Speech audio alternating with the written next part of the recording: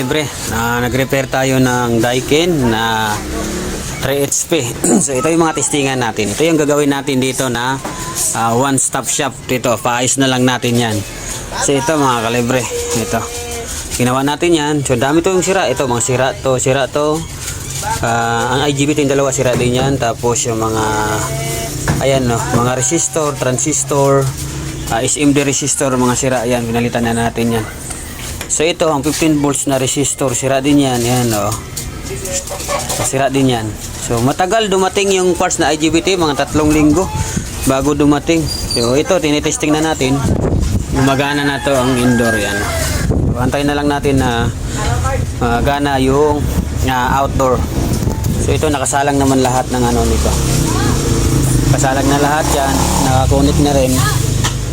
So double check natin, lock, right, ayan, okay. So antayin na lang natin na gumagana mga kalibre. So antay pa rin tayo mga kalibre, medyo matagal to gumana ha. So nag-post lang tayo saglit. Matagal to gumana ang Daikin natin. 3 HP to. So yan, gumana na yung pan motor oh. So titingnan natin kung gagana yung compressor. Yan, gumagana na rin ang compressor oh. Yan, grid juice siya. So titingnan na lang natin kung magtuloy-tuloy. May load to eh. Ayan, lumalamig yan oh. Ayan, lumalamig tong tubo. Ayan, try natin kung magtuloy-tuloy. So yan, umiinit na rin yung buga.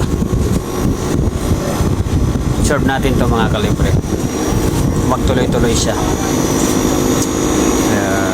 Ayan, tuloy-tuloy oh. Yan, tuloy-tuloy siya.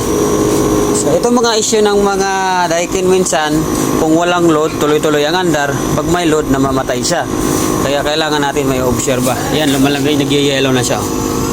So kulang lang tayo ng refrigerant. Ito okay na.